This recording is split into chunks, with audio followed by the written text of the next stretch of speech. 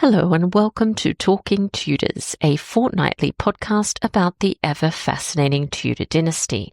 My name is Natalie Grueninger and I'll be your host and guide on this journey through 16th century England. Are you ready to step through the veil of time into the dazzling and dangerous world of the Tudor court? Without further ado, it's time to talk Tudors.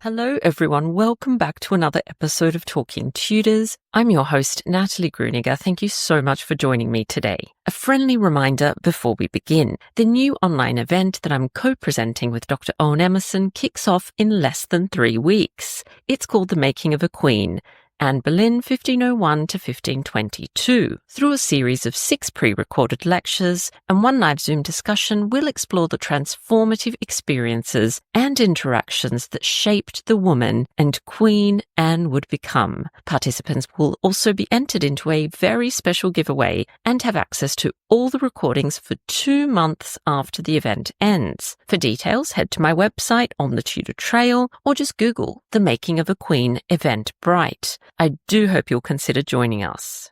I'd also like to acknowledge and thank the generous listeners who continue to support Talking Tudors on Patreon, and extend a heartfelt thank you to everyone who's taken the time to rate and review the show.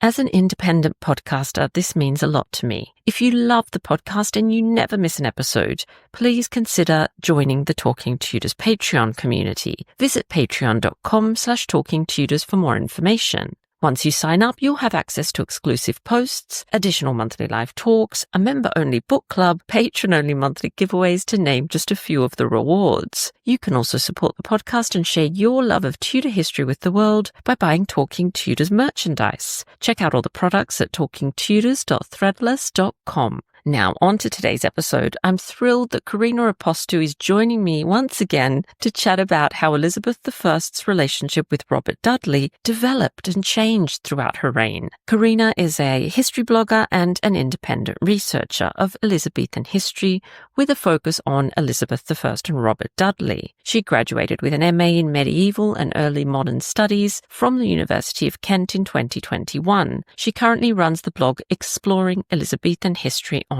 WordPress. Let's dive straight into our conversation. Welcome to Talking Tudors, Corina. How are you? I'm very well. How are you doing? I'm well, thank you. I've been looking forward to chatting to you again because it's been a little while since you've actually been on the podcast. So perhaps a good place to begin is you just saying hello to everyone, introducing yourself and telling us a little bit about you and your background.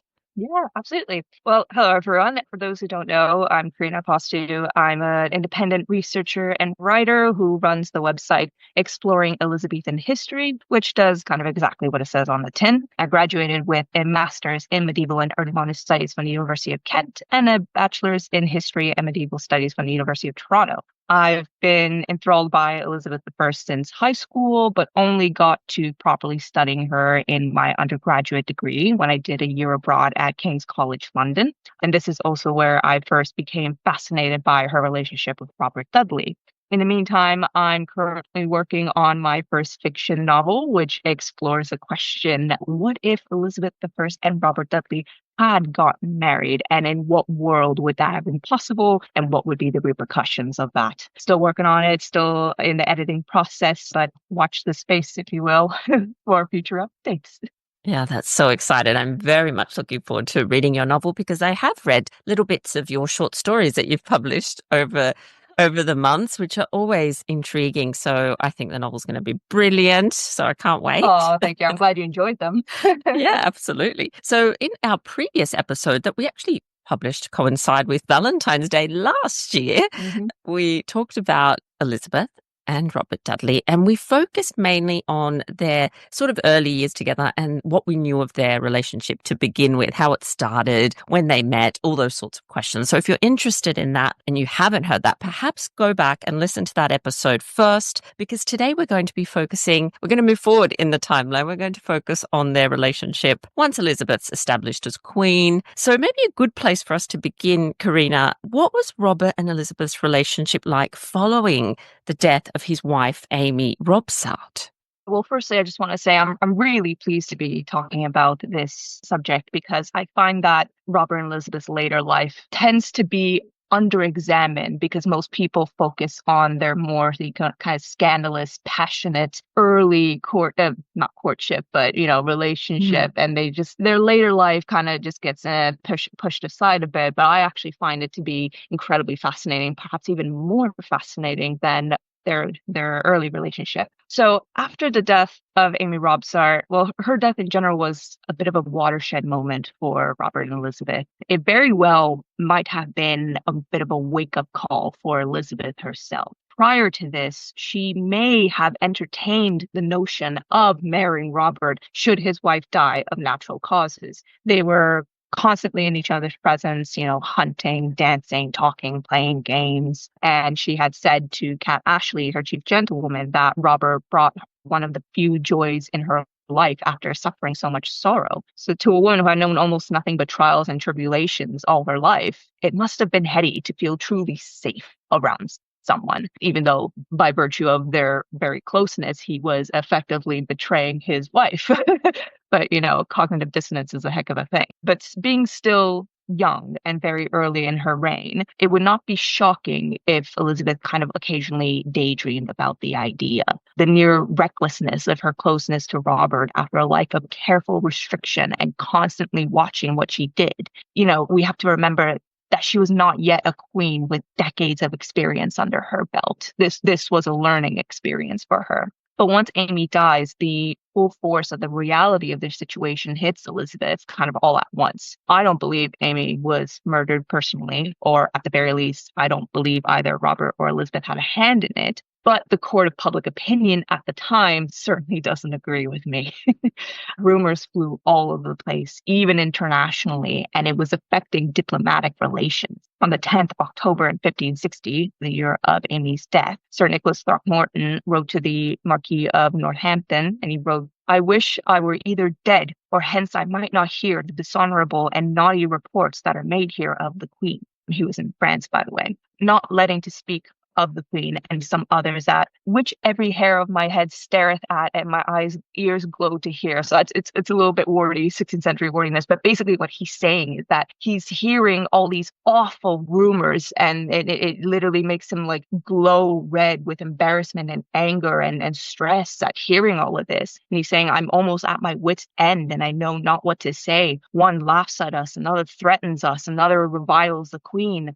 And some say, what religion is this that a subject shall kill his wife, and the prince not only bear withal, but marry with him? And all the estimation that the English had is clean gone. My heart bleeds to think upon the slanderous brutes I hear." So it's this very like dramatic, like he's in despair of the stuff he's hearing. He worries how they're going to bounce back from this. And then again, Throckmorton writes to William Cecil only about maybe a week-ish later on the 28th. More about the brutes so maliciously reported here touching the marriage of Lord Robert and the death of his wife, as I know not where to turn me.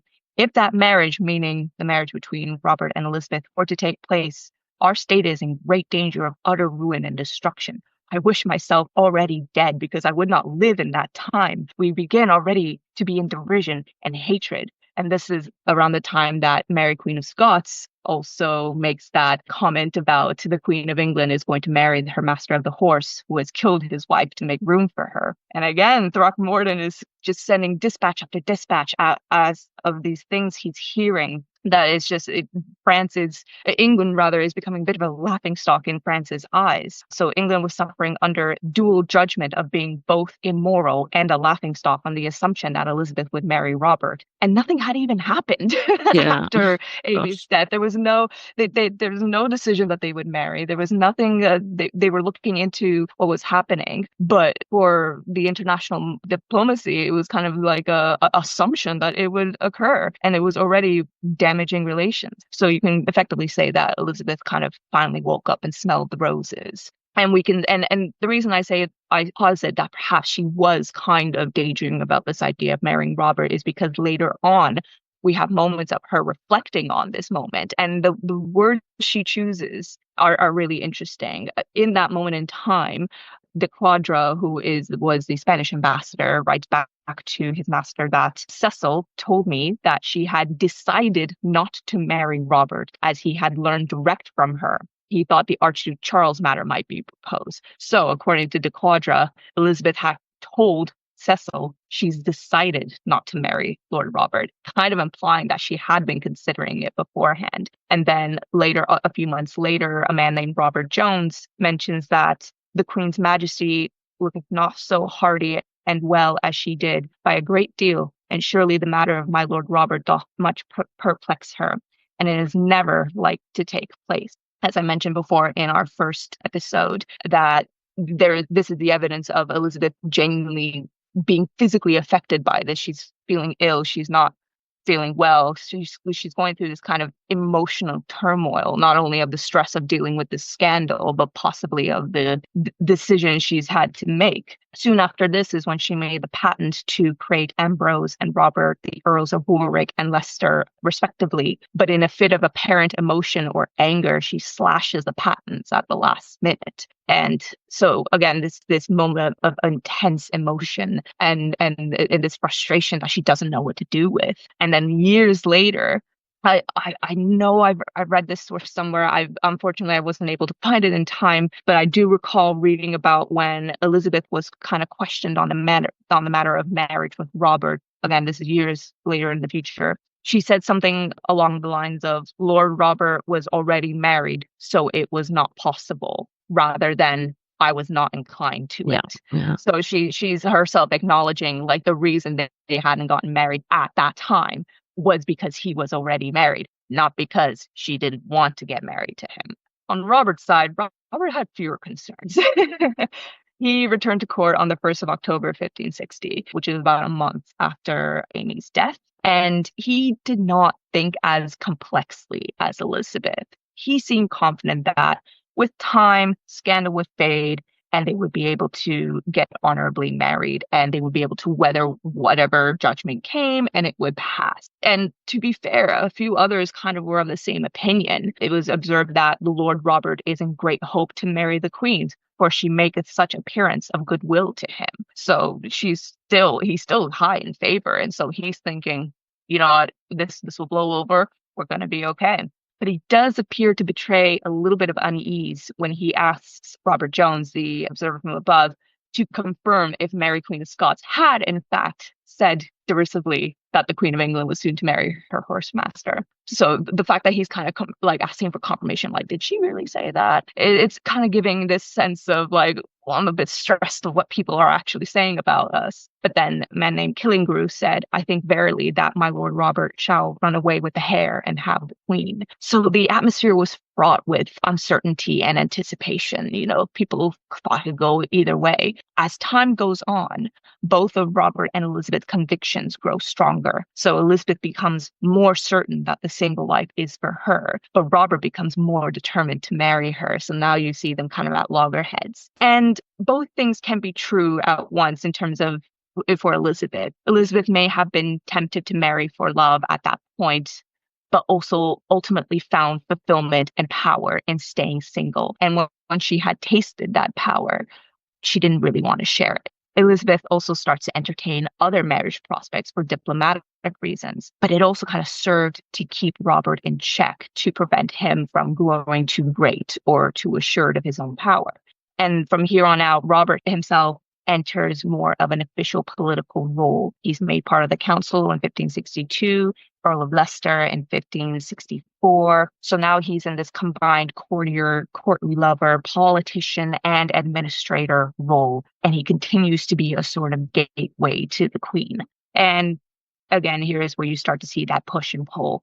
Robert starts to push his luck a bit too far and behave arrogantly, and Elizabeth strikes him down, causing him to retreat. Or Elizabeth demands too much of him, and he retracts proactively, causing her to demand he return. So we've kind of left this sort of flirtation era behind. They're still obviously like flirting and joking around with each other, but now it's starting to get the stakes are a bit higher because the possibilities are now much more numerous than they were before.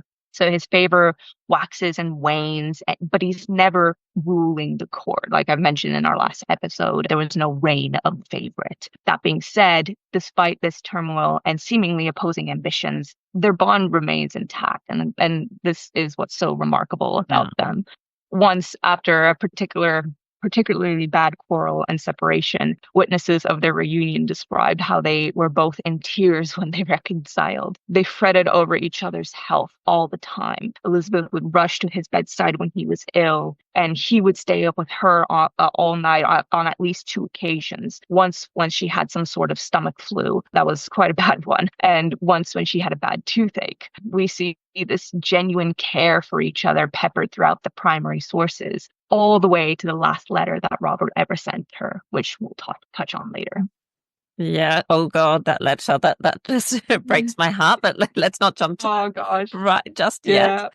So you've obviously, given ample examples of the fact that she held him in great esteem, and we can debate how physical this relationship was, but it's quite clear they cared for each other deeply, that she trusted him, that he was extremely important to her. And there's another incident that really does sort of prove the trust that she had in Robert Dudley, and it happens in 1562. And you mentioned Elizabeth had some illnesses.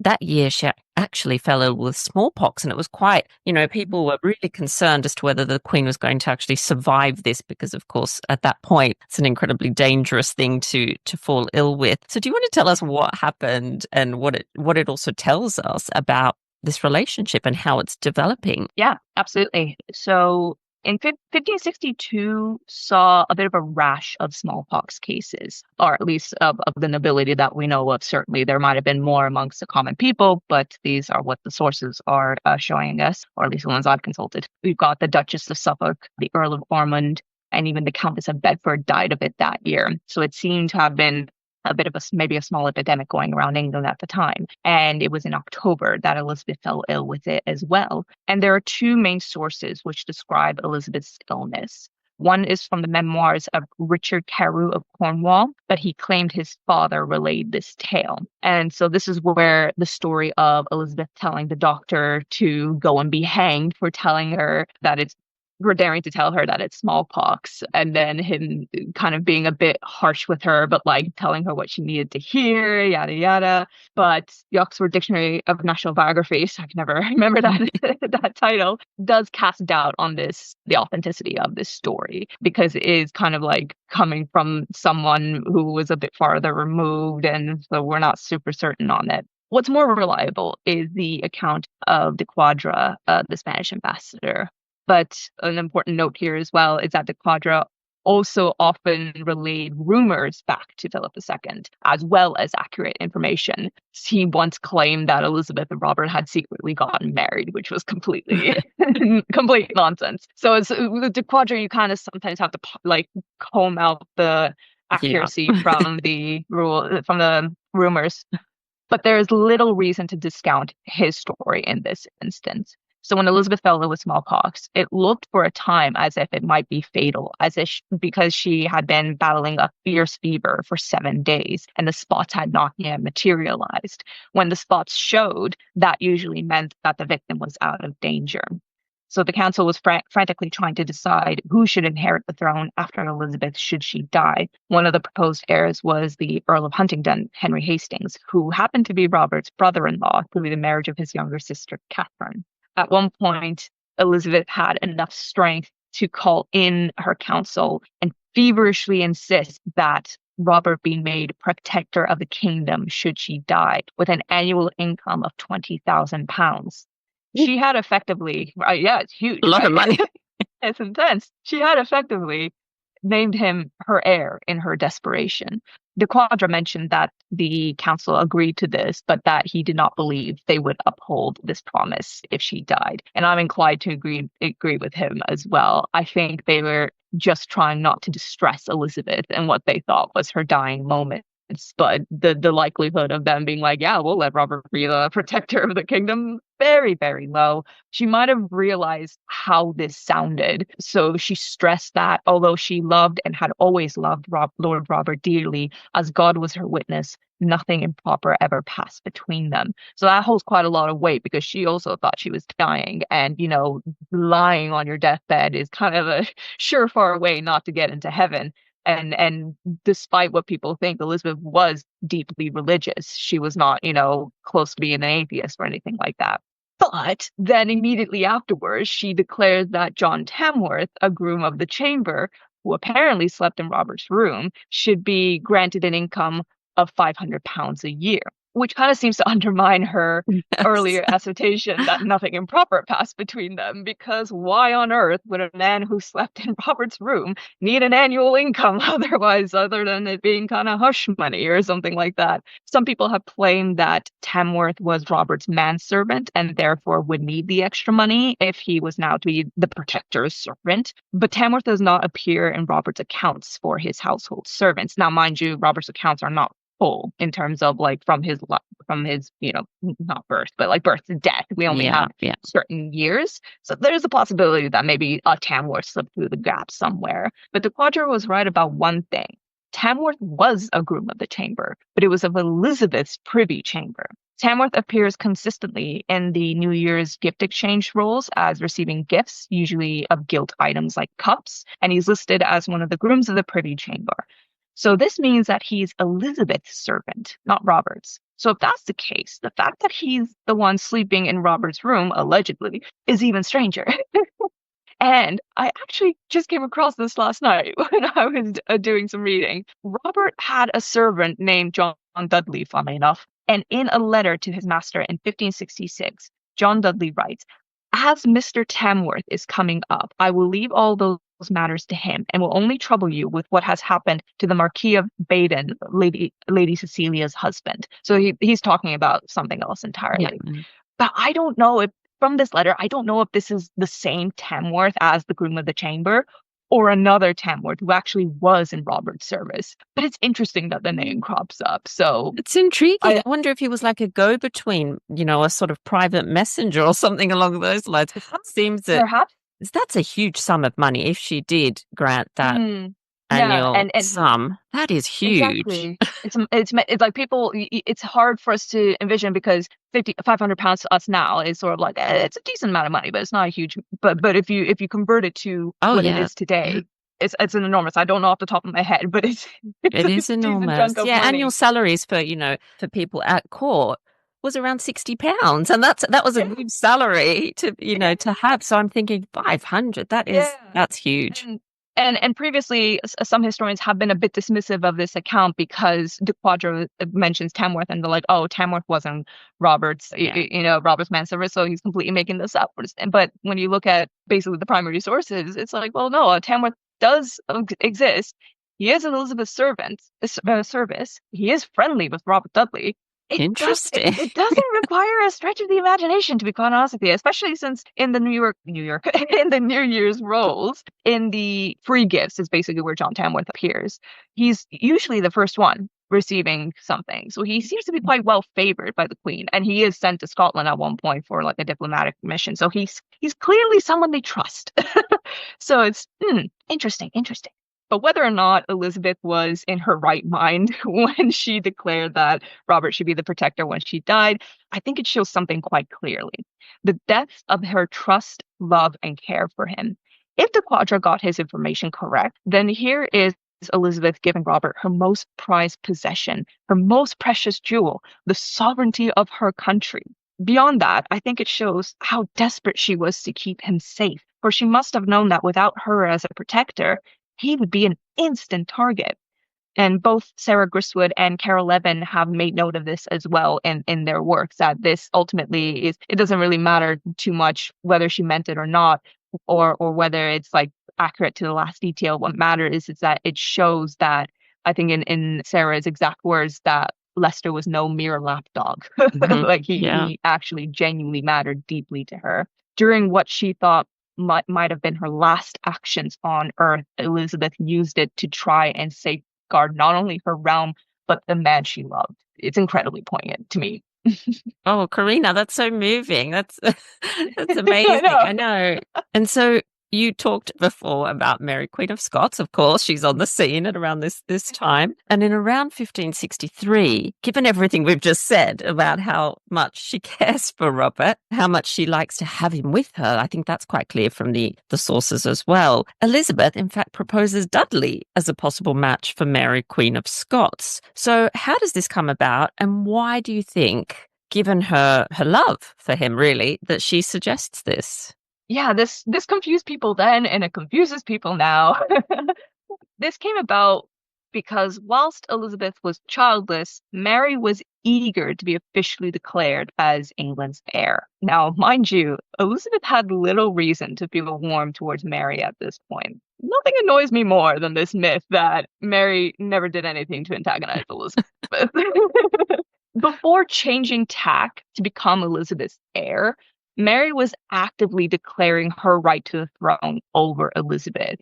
You know, when she was in France and married to Francis II, they quartered their arms with that of England's to declare that, like, hey, England is theirs. And then, as I've said before, she openly insults and slanders Elizabeth during the whole Amy Robsart debacle. So, like, no wonder Elizabeth didn't like her.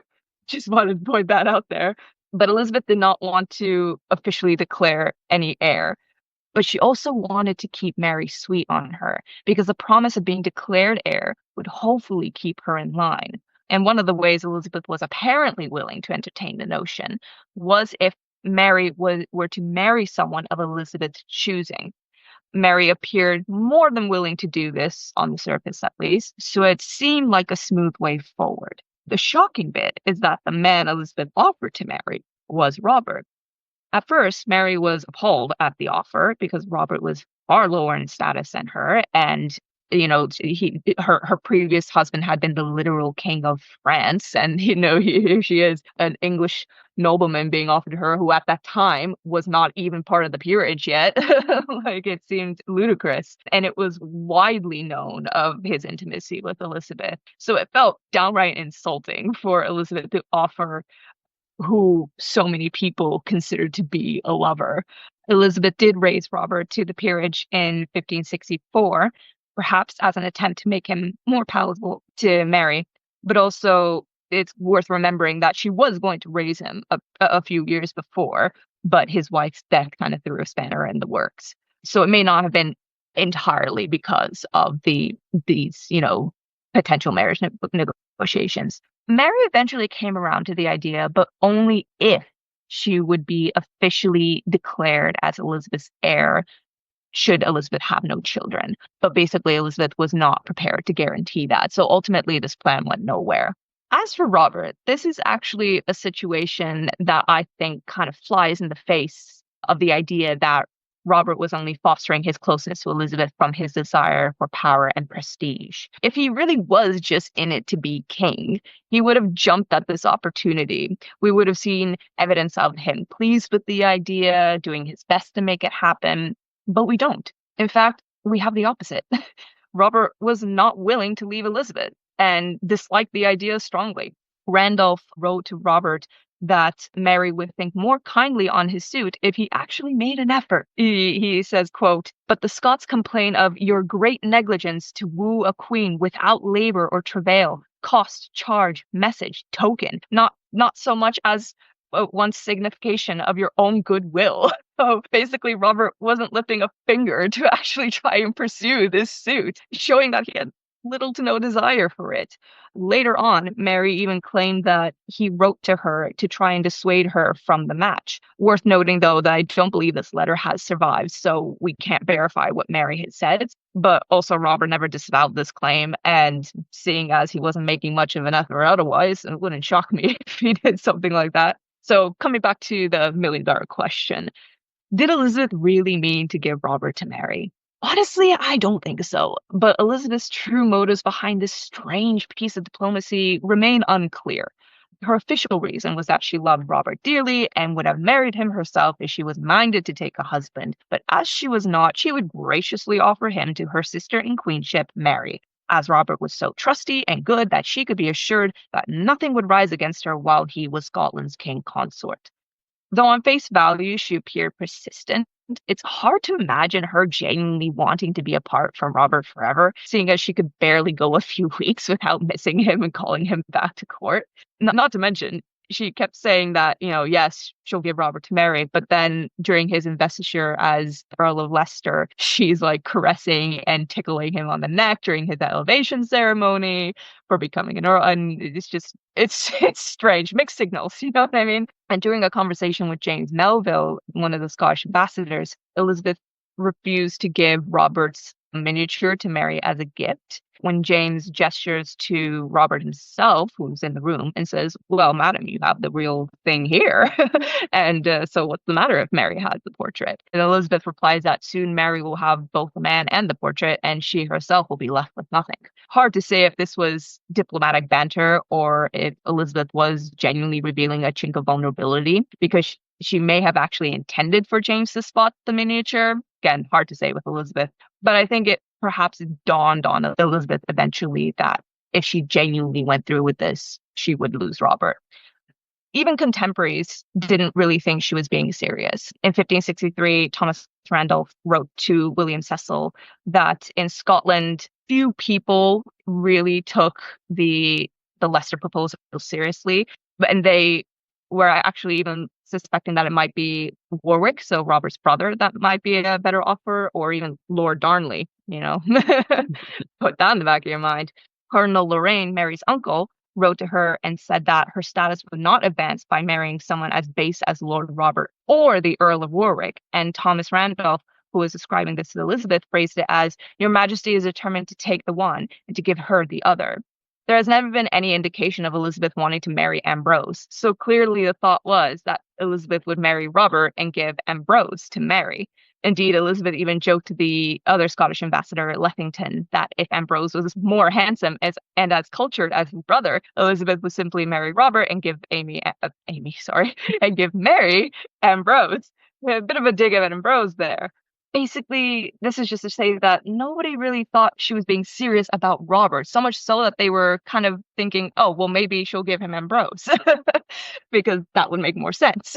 So if Elizabeth wasn't being genuine in her offer to Robert, why do it in the first place? Perhaps as a bit of an insult to Mary, to telegraph to the world what she thought of her. But of course, this would be risky, because risking insult is risking diplomatic tension. So a bit interesting there. But perhaps Elizabeth's trying to goad her into marrying poorly or rashly. This is a popular theory because this is effectively what happened. But Elizabeth's anger when Mary married Lord Darnley, who had a claim to the throne, seemed pretty genuine. So I don't think she was underhandedly trying to push her into a marriage with Darnley. And in any case, Elizabeth could not see the future, so she could not have predicted that Darnley would be such a disaster of a husband and a consort. Perhaps, as always with Elizabeth, she was just trying to play for time and keep Mary sweet on her with the temptation of being heir to the throne. Not to mention in 1563 is when you start to see actual foreign support for Robert as Elizabeth's husband. I think that the Rhinegrave was behind it. There was even at one point a message from the papacy, like basically Rome, saying that, if Elizabeth is happy to come back to Catholicism, we'll support her marriage to Robert and we'll make his brother a cardinal. It's interesting, as if the intensely Protestant Dudleys would be a-okay with that, but we moved. Much as Elizabeth loved Robert, I think at that point she had too firmly decided not to marry anyone. So she might have wanted to bring attention away from all this kind of in the background, this foreign discussion of like, maybe she should marry Robert Dudley, you know? Well, I think she successfully managed to divert attention for a time Yeah. there. So we're going to fast forward a little bit here, Karina. This is obviously such a fascinating relationship and there's so much going on, but I want us to move to an event that takes place in 1575. So this happens at Kenilworth, Dudley's home. So was this his final attempt to woo Elizabeth officially and to perhaps still try to persuade her to marry him? Definitely could be one of the driving forces for Kenilworth 1575. But it may not have been the only one. So, for context, Kenilworth Castle was given to Robert in 1563, a year before he was raised to the peerage as Earl of Leicester. Elizabeth visited the castle a total of 4 times, but during the first 3, the castle was still under construction or expansion, really, as Robert was busy expanding upon the medieval foundations. By 1575, he had constructed a whole new tower to mirror the 13th century Mortimer's Tower, except the new building was exclusively for Elizabeth's use. Unlike its medieval sibling, Leicester's building, as it's now known, was slimmer and had large Renaissance-style windows to let in as much natural light as possible. And in 1575, Robert invited the Queen and court to his castle for 3 weeks of entertainments, festivities, and just leisure. By this point, expansion on the castle had been completed, so there may have been an element here of Robert simply wanting to show off his castle a bit. Previously, it had been a medieval fortress, expanded only slightly by his own father 2 decades beforehand, but Robert turned it into more of a pleasure palace, although keeping kind of the mystique of its medieval roots. And perhaps the most famous of Robert's construction at Kenilworth was the creation of the garden next to Mortimer's Tower. This was created to be used exclusively by Elizabeth and her intimates. The only reason we know what it looks like is because a man named Robert Lanham snuck in while Elizabeth and her retinue were out hunting, and he described what he saw. So shout out to Mr. Lanham for doing that. He mentions flowers and greenery arranged carefully and neatly in an Italianate design. Leicester's white bear of his emblem, the scent of cherries, pears, strawberries, herbs, and flowers. The aviary had exotic birds. There was a fountain in the middle of it all, which apparently had some sort of splashing mechanism. Either if you like press a button or if you got too close, it would like spray you a bit. And this was particularly pleasant during the hot months. It just sounds absolutely splendid.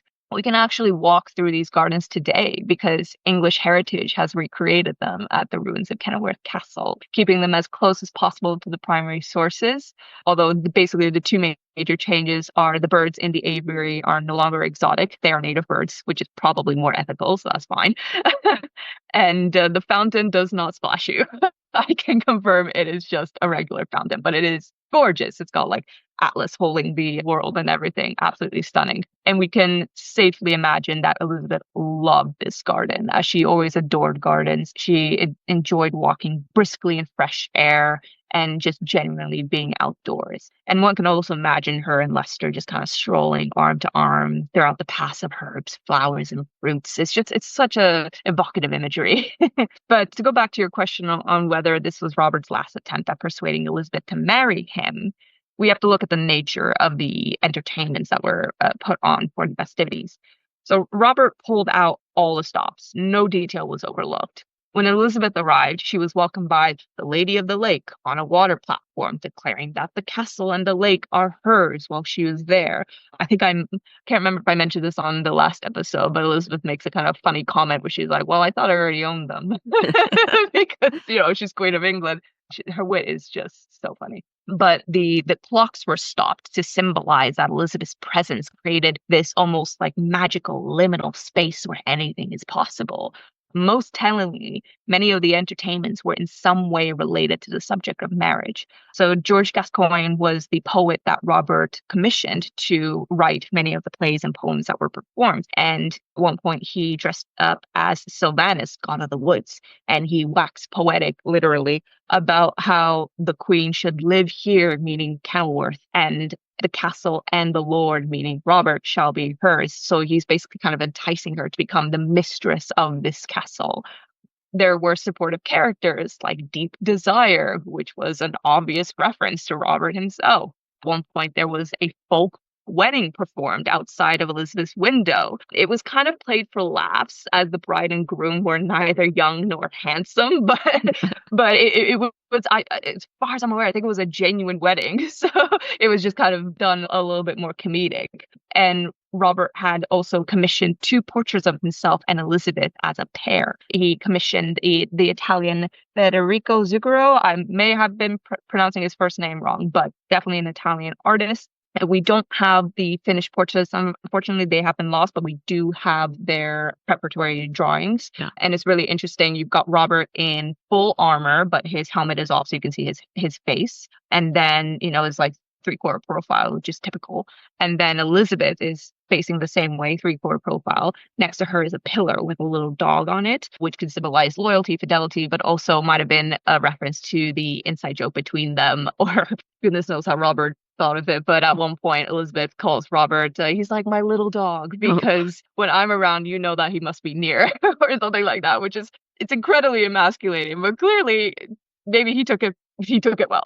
So, and he had them displayed in such a way that kind of evoked marriage portraits, because it was very common for married couples to either commission portraits of themselves in one frame or each of them in a separate frame. But the important bit is that they have to be facing each other. That would indicate that they are a married couple. So Robert did not go that far. They are facing the same direction, but again, they are portrayed side by side, and it's sort of, you're meant to see them as this pair. But it is interesting that apparently these portraits were covered by a curtain during the duration of Kenilworth 1575. So they were not on public display, and it's unclear whether you could kind of like request to see them, or whether Robert showed them to her at a more of a private moment. You do kind of wonder if maybe Robert was warned that he was pushing his luck a little bit. And most tellingly, there was a play that was supposed to be performed telling the story of the goddess Diana, the virgin goddess of the hunt, losing her favorite nymph to the goddess Juno, the goddess of love and marriage. The name of this nymph? Zabetta. Not very subtle. By the end of the play, it's obvious that the audience is meant to agree with Juno. And it's been suspected that this would have been the moment that Robert would officially propose to her. But ostensibly, this play was canceled due to bad weather. But again, one wonders if Robert had tested Elizabeth's patience a little bit too far, because she did leave soon after this. So she did not stay for the full 3 weeks. She left at the 19th day, so much so that he had to get George Gascoigne to quickly give some more poetry. So he dressed up as Sylvanus again and literally ran alongside her horse. It was like shouting poetry. She did at one point rein in her horse to let the poor guy finish, but it's just, oh man. It was a Hail Mary, and it didn't really pan out. All of this does give strong credence to the idea that Robert was giving his all for one last attempt at Elizabeth's hand, kind of going out with a bang, so to speak. Alternatively, it may have also been his way of saying, well, if you won't marry me, at least let me marry someone else, especially because Robert was keen to rebuild the House of Dudley and leave his titles and lands to a legitimate heir. But also, he seemed to genuinely want to have a family for domestic reasons as well. He was very fond of children, and I think he wanted to recreate that loving family he had when he was a child. And not to mention, he does marry Lettice Knollys 2 years later, and it's possible that at this point in time, they were already engaging in a bit of a flirtation with each other, with maybe future intent. So Robert finds himself at a bit of a crossroad, despite the fact that he might have been in this kind of quasi-courtship with Lettice Knollys. If Elizabeth had given in and been like, fine, I'll marry you, I have a feeling he probably would have dropped Lettice like a hot potato, poor woman. But since Elizabeth said no, he was like, right, well, that's that then. There could have also been some subliminal messaging with regards to the Netherlands as well. Robert was very keen to provide military support to the Protestants in the Netherlands who were fighting off the Spanish. But Elizabeth was reluctant to wade into that political quagmire. The Netherlands had often offered their sovereignty. They offered the Netherlands crown basically to Elizabeth, and she refused it because that would antagonize Philip II, and the last thing she needed was Spain coming down on England. But alongside the themes of marriage in Kenilworth 1575, there were also themes of warfare in the entertainments. There were like mock battles between the Danes and the Saxons, that sort of like historical I think there was something to do with King Arthur as well, and the Knights of the Round Table. The abundant fireworks that were let off themselves could have been a nudge towards Robert's military prowess because he worked with an Italian pyrotechnist. Is that a word? So basically, in my head, it's kind of giving the message of, if this is what I can do during peace, imagine what I can do during war. It's like, if you won't let me be your king, at least let me be your commander.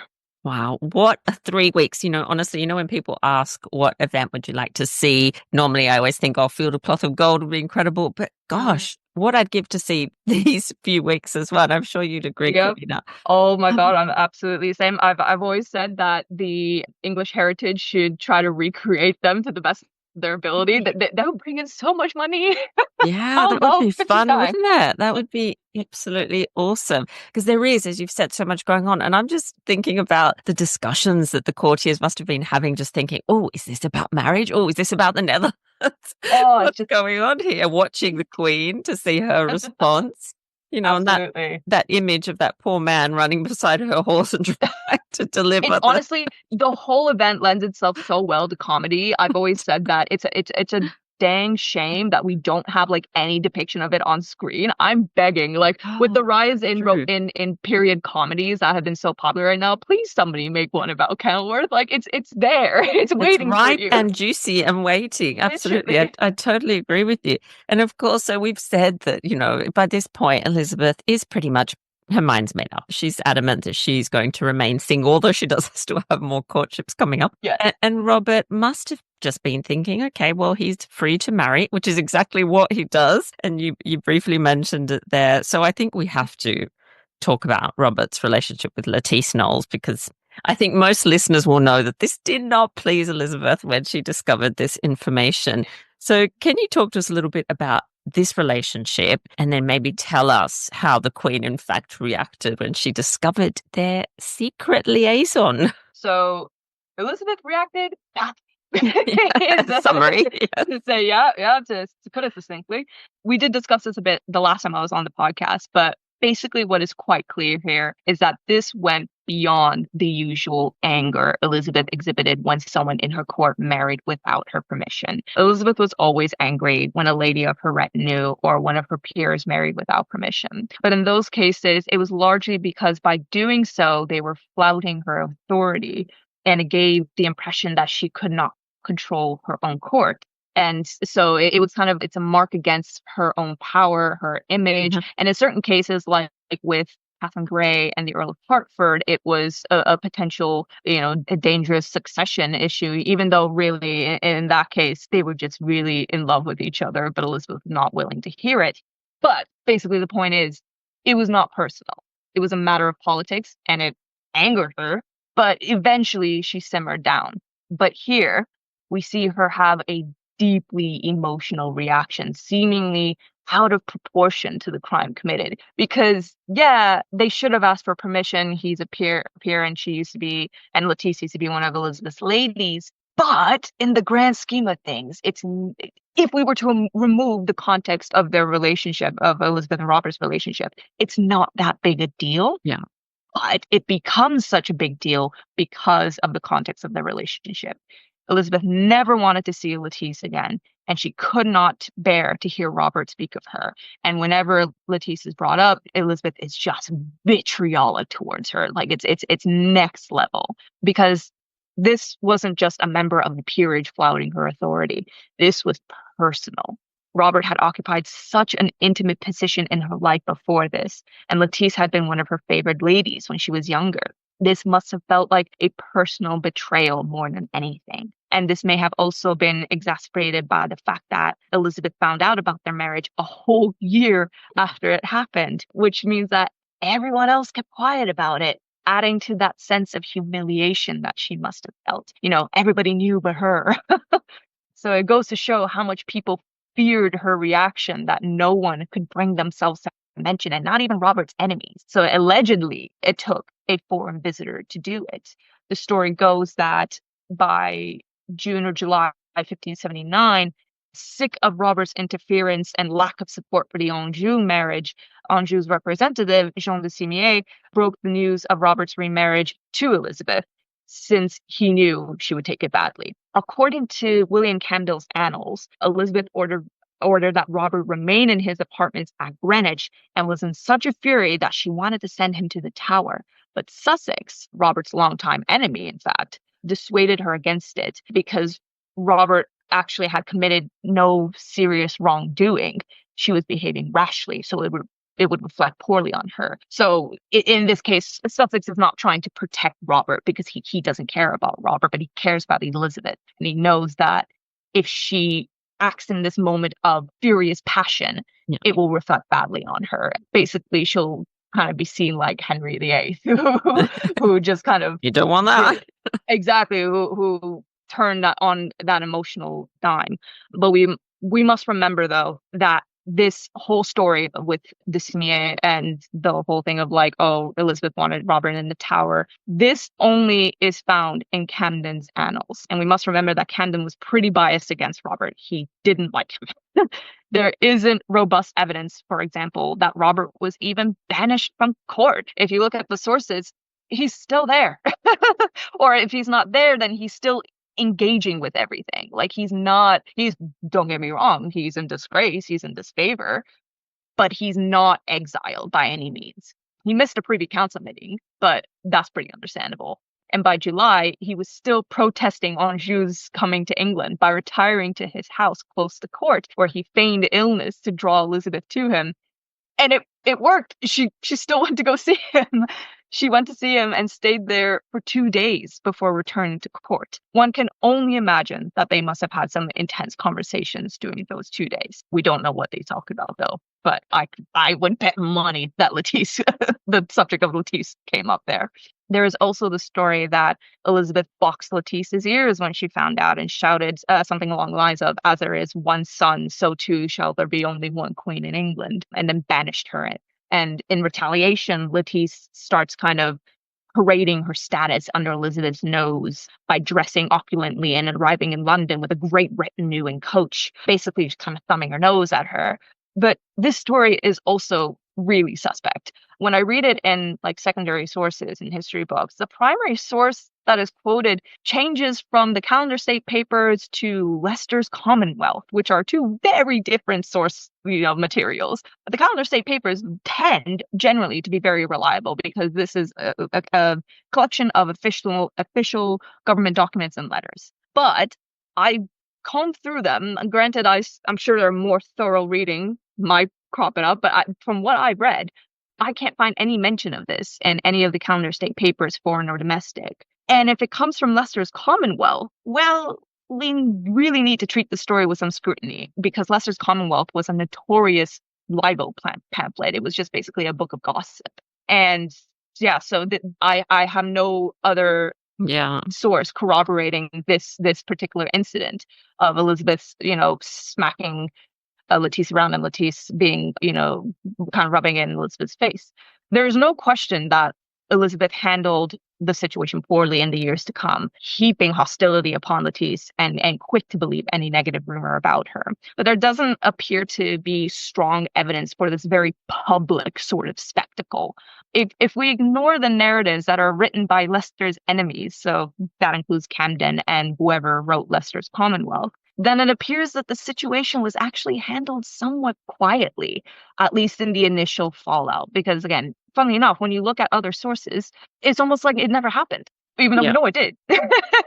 So I think it was actually handled quietly because of how potentially scandalous it was. So whether or not Elizabeth did have a confrontation with Lettice, very possible, but it may not have happened exactly the way that Camden lays it out. Still, from here on out, Robert begins to occupy, again, a different sort of role in Elizabeth's life. Despite this intense storm, the clouds do eventually part, and his position as intimate is relatively unshaken. But rather than being the courtly lover, the entertaining courtier, he's now more of a full-on politician, advisor, a solid rock for Elizabeth, emotional or otherwise, that Elizabeth knows that she can depend on. But realistically, that full mending doesn't happen until a few years later, when Robert's young son by Lettice tragically dies from illness at around 3 years old, and Elizabeth realizes that it's finally time to bury the hatchet, at least with Robert. With Elizabeth, Robert. that hatchet is well and alive and sharp. Yeah, you know what? It's interesting, that story and your mention of the fact that we do need to interrogate those sources. I completely agree with you, because it does very much sound like, to me, like a bit of a sort of patriarchal morality tale, misogynistic rhetoric of confirming this fact that women are ruled by desire, are emotional creatures, hence why they're not fit for rule, because they get into cat fights. And, you know, we see it throughout the Tudor period, and I'm sure through medieval and later as well. That's what I'm sort of sensing from that, especially if we don't have a sort of contemporary source we can rely on. I agree with you. I think she would have been very, very cranky, but I think she would have known that to respond in such an emotional way would have also given sort of ammunition to her enemies to use against her. So I agree that we need to be asking those questions. Where is this source? Where does it come from? Being very specific about where we're getting our information. Because I think a lot of the times, these stories are repeated because they're dramatic. They make, they look good on TV. But are they based in fact? I'm not sure. Absolutely. And I think it does a disservice to both Elizabeth and Lettice, especially Lettice, who has had, just like Robert, decades, if not centuries, of slander thrown against her. It makes Lettice seem to be this like kind of frivolous, scheming, that's right, wanton character, when, at the end of Robert's life, he is still like, he deeply loved Lettice, and he admired her as well as an individual, and he calls her his dearly beloved and trusty and careful wife, which kind of like doesn't really fit with this, rash, woman who is like intentionally goading the queen. I'm sure Lettice was not perfect by any means. I think probably she and Elizabeth were probably a little similar in terms of like temper and feistiness and things like that. But, in her mind, she had done maybe not nothing wrong, but she was in the right, she was a widow. She needed a husband. She loved Robert.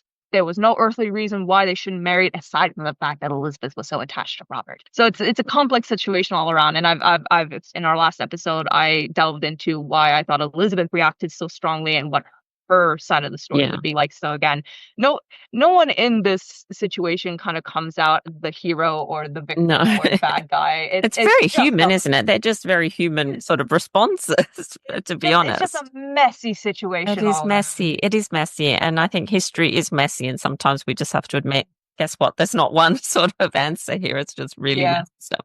And of course, when you were talking there about Robert, you did kind of mention that he wasn't a huge fan of the match with the Duke of Anjou you talked about there. So maybe just touch on that a little bit and tell us where you think he stood on that match with Francis, the Duke of Anjou.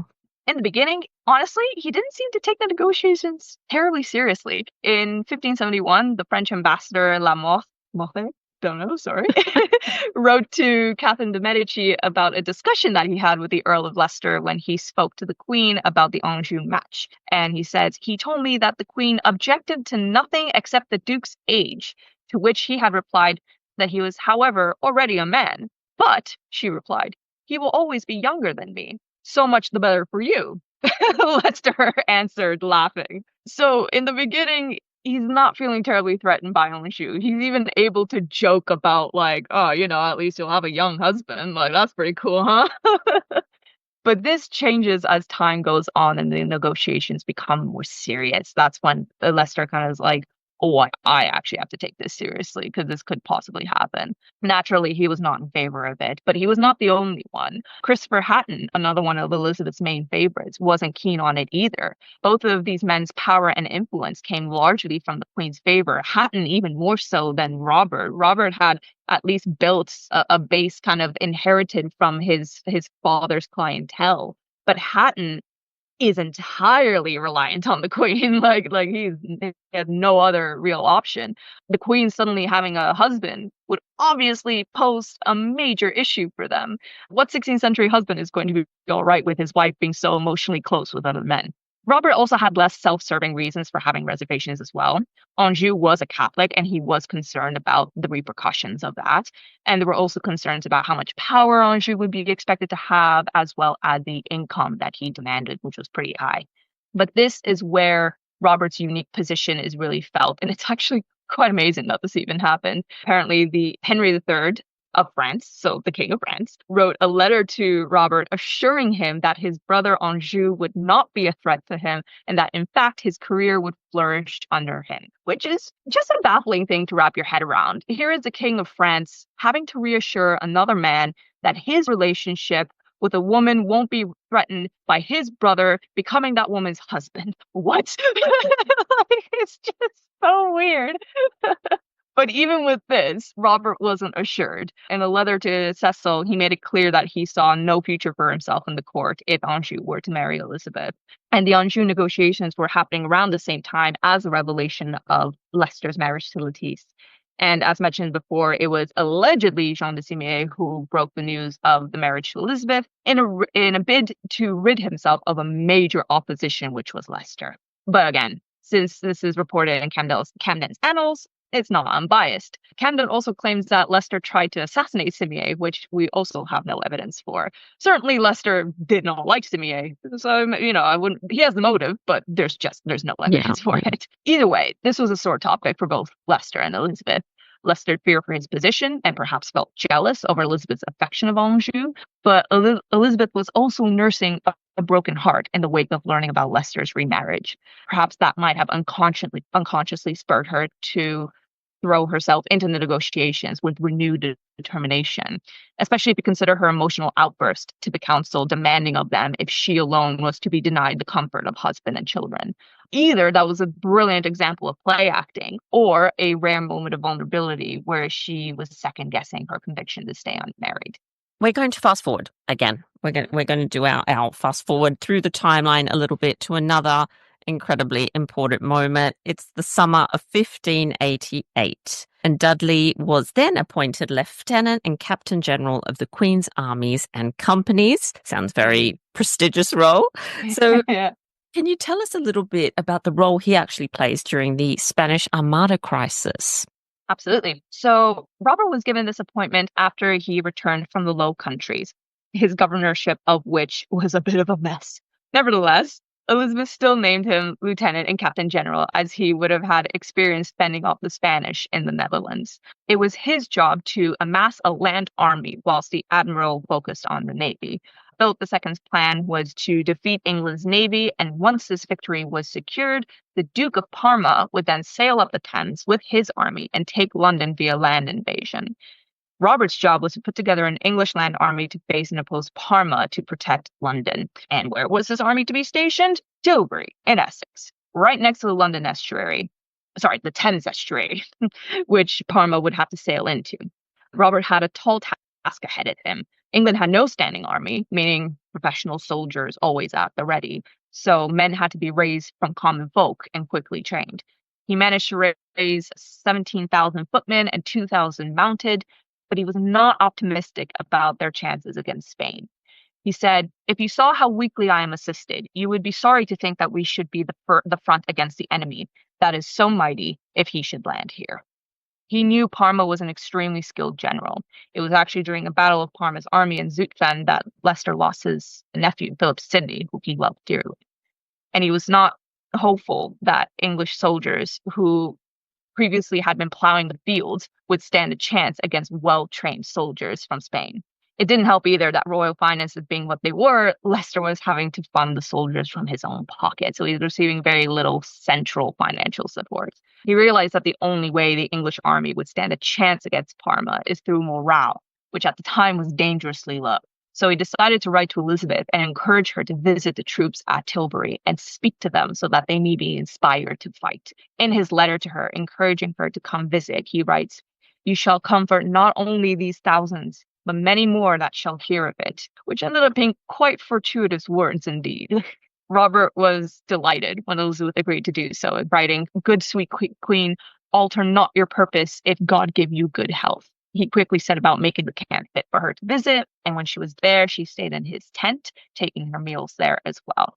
By the time Elizabeth came to visit, only 8,000 of the original total 19,000 troops were present, but she pressed on with giving her speech, and it worked exactly as intended. Robert, who had previously been so pessimistic about their chances against the Spanish, now his tune changed entirely which is shown in his letter to the Earl of Shrewsbury, where he claimed that the hearts of the English were so inflamed by her words that the weakest amongst them could face off the strongest of the Spanish. He himself was rallied in a way.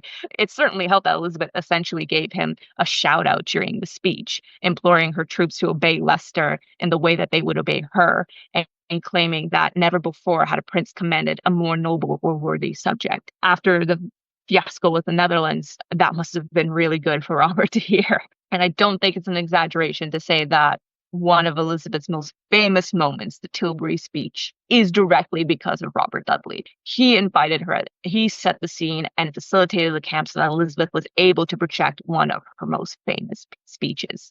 I've talked about this on my website, but it's become somewhat in vogue to claim that Elizabeth giving her speech at Tilbury was nothing more than a PR stunt, because by this point, the Armada had been defeated by Francis Drake and the English Navy.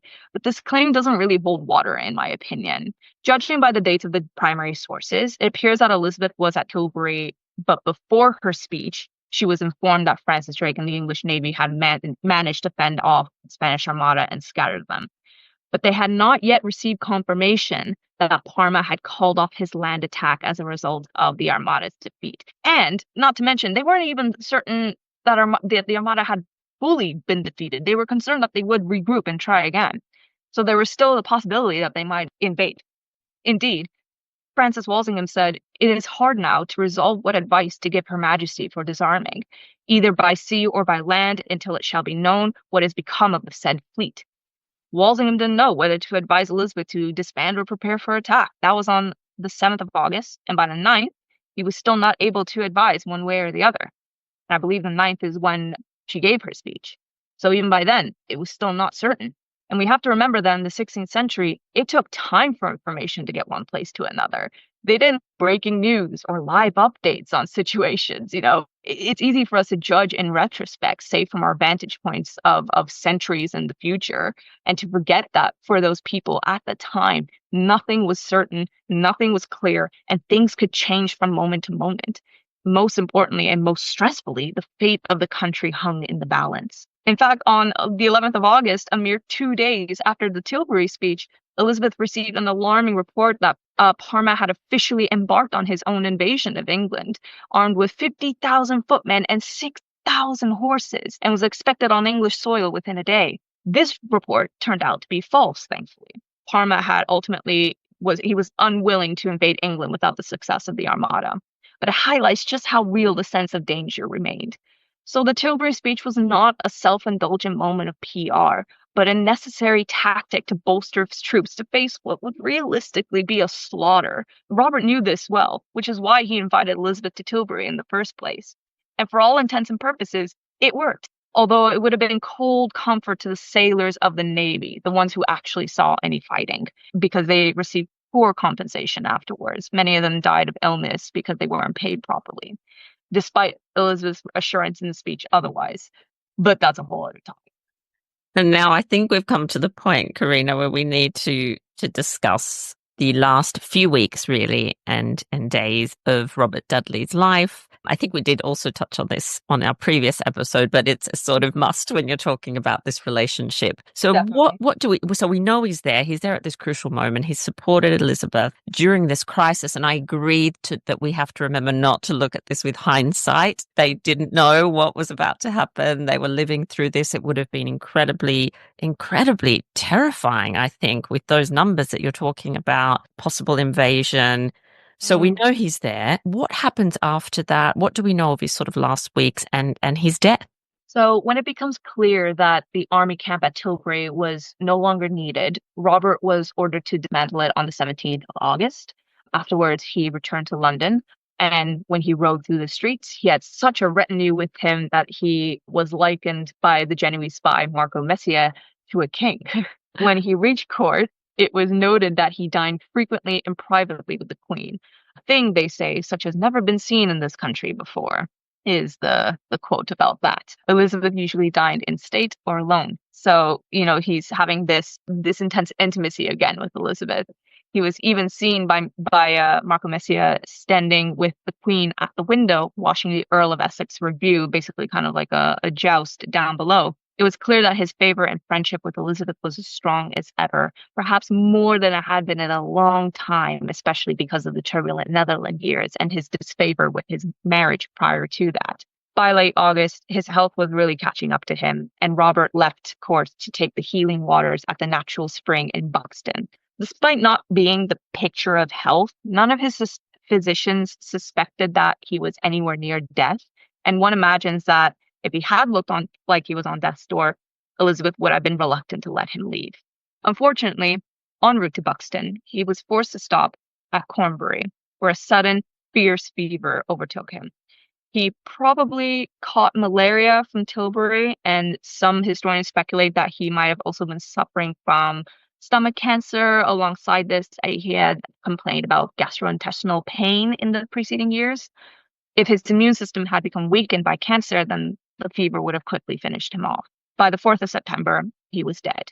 Tradition claims that he died overnight, alone, and that his servant found him in the morning, but I found no source to back this up. It's more likely that he died in the company of at least his wife and his chaplain. But before dying at Cornbury, Robert stopped off at Rycote, the house of Lord and Lady Norris, mutual friends of his and the Queen.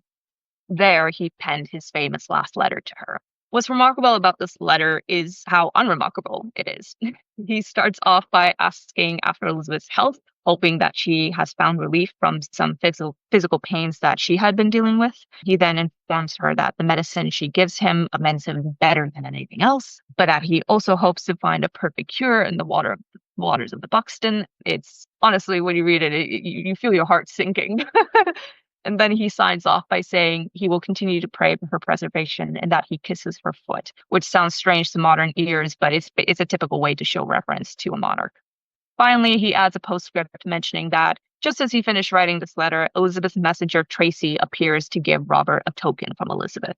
It's such a simple, just checking in letter, but therein I think lies the proof of their intimacy and bond.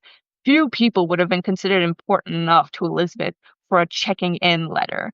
Fewer still would know the particularities of her health and vice versa. He includes a doodle of a pair of eyes to substitute the word eyes, almost in the same way we use emojis today. Eyes was Elizabeth's nickname for him. We don't know why she gave him this nickname, possibly an inside joke that we're not privy to. Maybe she just liked his eyes.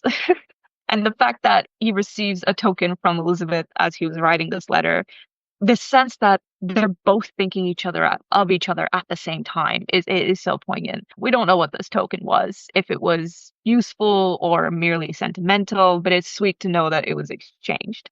The letter is now held in the National Archives, and I've had the immense pleasure of seeing it for myself when it was on exhibition a few years ago. And one thing that struck me as well was that the letter is written in Robert's hand. Despite how ill he was, he did not use a scribe. Because if you look at his other letters that he wrote, the handwriting simply matches up. And that was just another layer of like, After Robert's death, Elizabeth writes upon it with her own hand his last letter. One imagines that she must have reread these lines over and over and over again as she grieved him, if she took the time to write upon it. And it was found in a box of keepsakes when she died, allegedly next to her bed. So, yeah. Gosh, that's heartbreaking. It always gets me that, as you've said, the sort of ordinariness, if that's a word, ordinariness of it, but that it shows just that incredible intimacy that they had, how much they cared for each other. Because as you said, there's not many people that are going to be writing to the Queen in this kind of tone.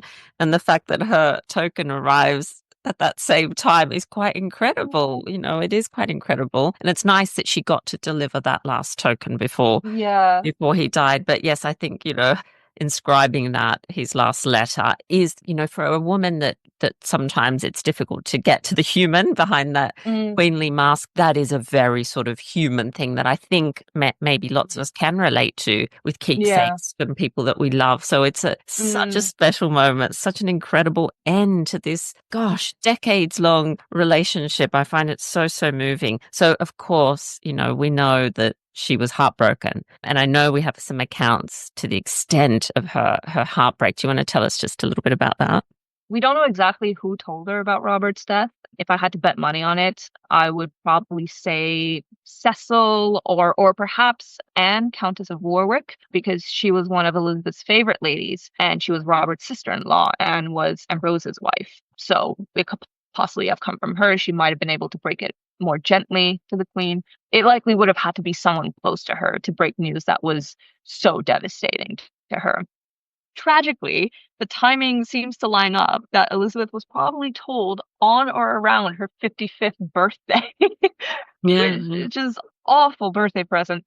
Robert died on the 4th of September in 1588, and by the 7th, which is Elizabeth's birthday, Frances Walsingham writes to Sir Robert Sidney that Her Majesty will not suffer anybody to have access unto her, being very much grieved by the death of the Lord Steward. By this point, Robert was also Lord Steward of the household. According to an anonymous contemporary, Elizabeth shut herself away in her room for 3 days alone to grieve before Cecil had the doors broken down, fearing that she would waste away from grief. Seeing as this is an anonymous newsletter, it has to be treated with some caution, but it is at least somewhat corroborated by what Walsingham is saying is happening. So Walsingham is saying that, yeah, nobody can get access to her. So it tracks what this anonymous report is saying of like, yeah, she's locked herself away. So while the number of days alone and the breaking down of the doors is debatable, what is certain is that for a time, Elizabeth could not face the world in her grief. She had lost many people she loved. Each she mourned deeply and genuinely, but Robert was the one that put her just temporarily out of commission.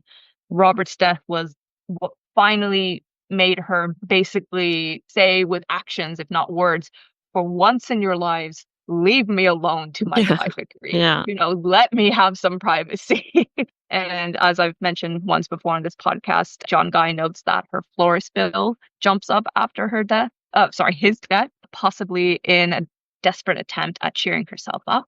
But when writing to the Earl of Shrewsbury later, she confesses that Robert's death is something that she could find no comfort in, and she could not even bear to think of, and she just surrenders herself to God's judgment. In November, so about 2 months later, Marco Messia, the Genoese spy from before, notes that the Queen is much aged and spent and is very melancholy. Her intimates say that this is caused by the death of the Earl of Leicester.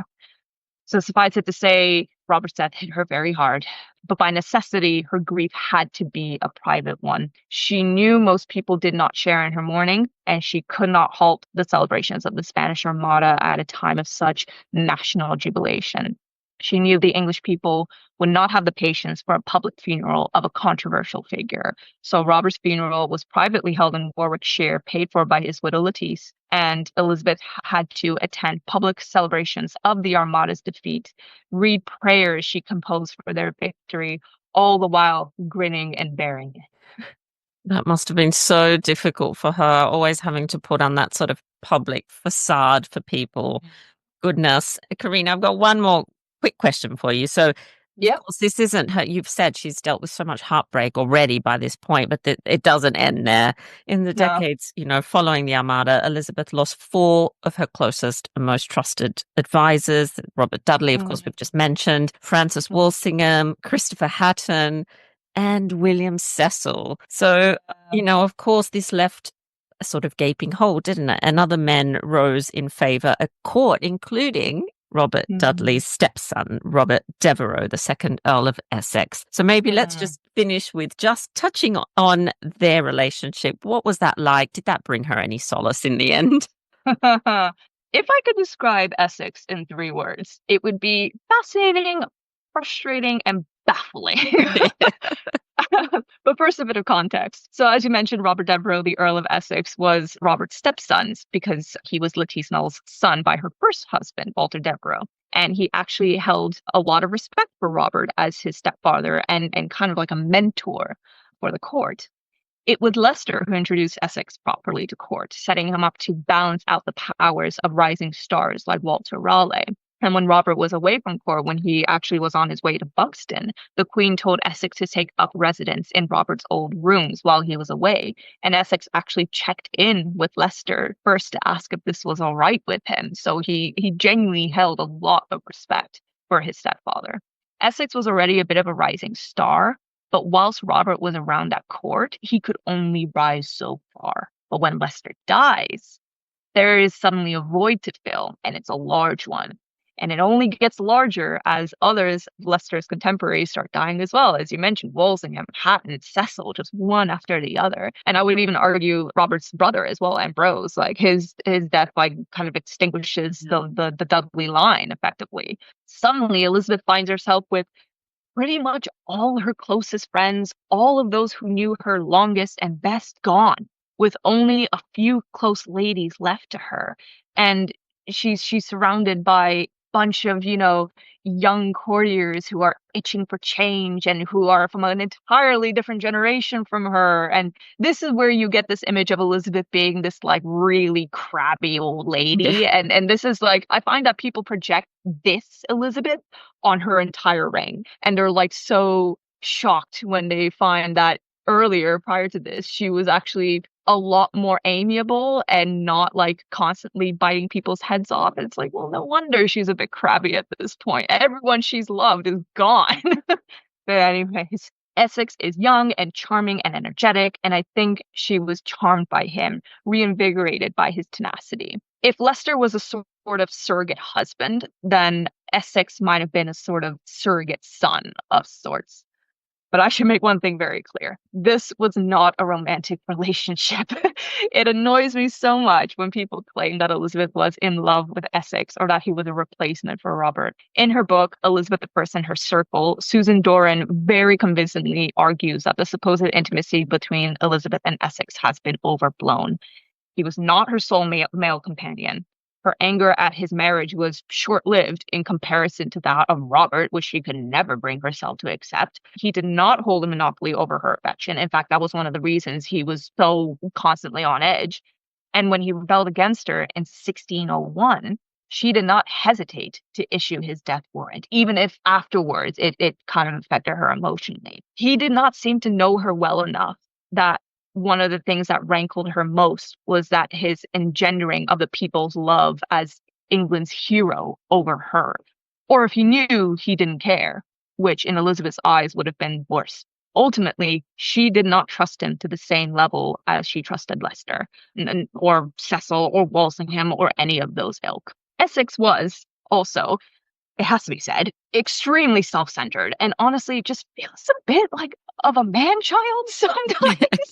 When things don't go his way, he effectively throws a tantrum. He was rash and impatient and temperamental.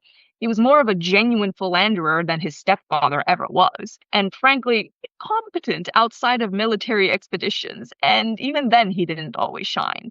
I believe it was Jacqueline Van Hout, apologies if I'm pronouncing her name incorrectly, but she wrote once that we must be very careful when painting Essex as his proto-democratic figure. For example, when he bursts out, "Can princes not err?" when he was angry that Elizabeth hit him for speaking out of turn, because much of his resistance against Elizabeth was steeped in misogyny. Essex believed that his male will had to conquer Elizabeth's irresolution and inconstancy as a result of her gender. The way he behaved around Elizabeth, bursting into her room before she was ready, drawing her sword on her, and then rebelling against her and her counselors. Let's just say that we're probably lucky that Robert was already dead at this point, because I don't think Robert would be terribly pleased with him. And it also just occurred to me here as I spoke this out loud, this whole thing with Essex bursting into her room before she was ready, it calls to mind Thomas Seymour doing the same thing when Elizabeth was a young girl. Yeah. I've always said that this claim that all of Elizabeth's favorites resembled Thomas Seymour has been an exaggeration. Most of them were nothing like him. Even, I argue, Robert. Their only similarities were that they were ambitious and that they were interested in Elizabeth. But other than that, the similarity stopped there. Of all her favorites, to me, in my opinion, Essex is the one that resembles Seymour the most. Rash, reckless, and prone to just going after what he wants and damn the consequences. But anyways, this intense entitlement may have had its roots in his upbringing. I read in Nicola Tallis's fantastic biography of Lettice Knollys that when Essex was quite young, his father temporarily removed him from his mother's care over concerns that she was effectively spoiling him. Lettice was a very affectionate mother and very devoted, but she may have come to regret her parenting techniques in this instance because though she loved her son, we also see in her letters to him as an adult being incredibly exasperated and stressed by him because of his recklessness, especially when he kept dancing closer and closer to danger, because she, of all people, knew how dangerous Elizabeth's wrath could be.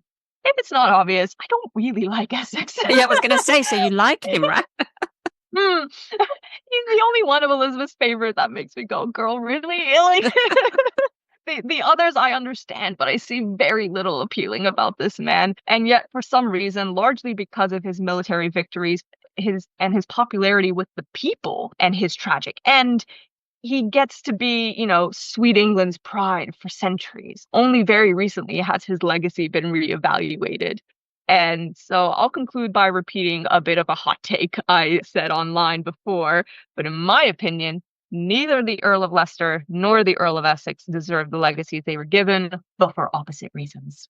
Love it. Absolutely love it. And let's keep reevaluating Essex's legacy, I think, because I agree with you. Lots of those reports of his actions and behavior are just very problematic and concerning, I think. And you're right. Very interesting. The parallels with Thomas Seymour and Thomas Seymour's behavior. Really, really interesting. Karina, wow, this has been another incredible conversation. I've so enjoyed it. This is a very special relationship. This is so complex, so full of emotion. It's just incredible. And the longevity, I think, as well, makes it very, very special, especially given Elizabeth's position. And she had few people really that she could count on and trust. So I'm so grateful that you took the time to talk to us again. I know how much research you do into this, so it's amazing. The very last thing, and I promise I will let you get on with your day, is the Tudor takeaway. So I do ask all my guests for something for our listeners to explore after the episodes. Do you have a takeaway for us? Absolutely. One of the best ways to get acquainted with an era, in my opinion, is to read the primary sources that come out of it. And we are extremely lucky with Elizabeth's reign. I would highly recommend Folgerpedia's The Elizabethan Court Day by Day, which is compiled by Marion E. Colthorpe, which I consult extensively for my research, including this podcast. As the title suggests, it's almost like a daily tracker for the Elizabethan court based on different primary sources year by year. So it's every year you can click on it and you can see almost day by day, depending on what the sources are available to us, like what is going on in the English court, the main important bits. It's still a curated list of sources, so I would still suggest, where possible, find the source of the sources, like find the original compilation, see if you can corroborate them, seek out the originals where possible. But it's such a useful place to start and really gives you a sense of what's going on in the English court. And that was where I noticed, for example, with this idea that Robert was banished from court when he married Lettice. Well, when you look at the year that is in the compilation of the Day by Day, his name keeps popping up days afterwards. Like, so he's clearly still around. Like that. So yeah, that's really, really, really useful resource. I can't recommend it enough. Yeah, I completely concur. I have myself spent time on there, although I don't focus too much on the Elizabethan period, but I love it. I wish we had it for the reign of Henry VIII, because as you say, you can just see what's going on. And I love knowing where the court is as well. I'm quite fascinated by their movements, so yeah, that's amazing. For the history nerd. For the history nerd, it's so fun just to scroll through, what were they doing? What were they doing? What else are you going to do on a Friday night, a Saturday night? Follow the Elizabethan court. That's the best thing. And just remind us again your website so that people can go and check out your work and keep up to date with your book, of course. Oh, yeah, absolutely. It's just exploringelizabethanhistory.com. Beautiful. Just that. And that'll take you straight to the main page where you can go either to the blog where I post my articles and essays and opinion pieces. And then there's a books page, which has just information about the book. So, yeah. Fantastic. And I will add the link to that to our show notes to make it easy for everyone to find. And thank you again for coming back on the podcast and talking Tudors with us. It's been an absolute pleasure. Thank you so much for having me again. It's been the highlight of my day. Well, that brings us to the end of this episode of Talking Tudors. Thank you so much for joining us. I absolutely love to hear from listeners, so if you have any comments or suggestions, or just want to say hi, please get in touch with me via my website, www.onthetudortrail.com, where you'll also find show notes for today's episode. If you've enjoyed the show, please share the podcast with friends and family, and don't forget to subscribe, rate, and review. I also invite you to join our Talking Tudors podcast group on Facebook, where you can interact with other Tudor history lovers and hear all the behind-the-scenes news. You'll also find me on Twitter. My handle is On The Tudor Trail, and on Instagram as The Most Happy 78. It's time now for us to re-enter the modern world. As always, I look forward to talking Tudors with you again very soon.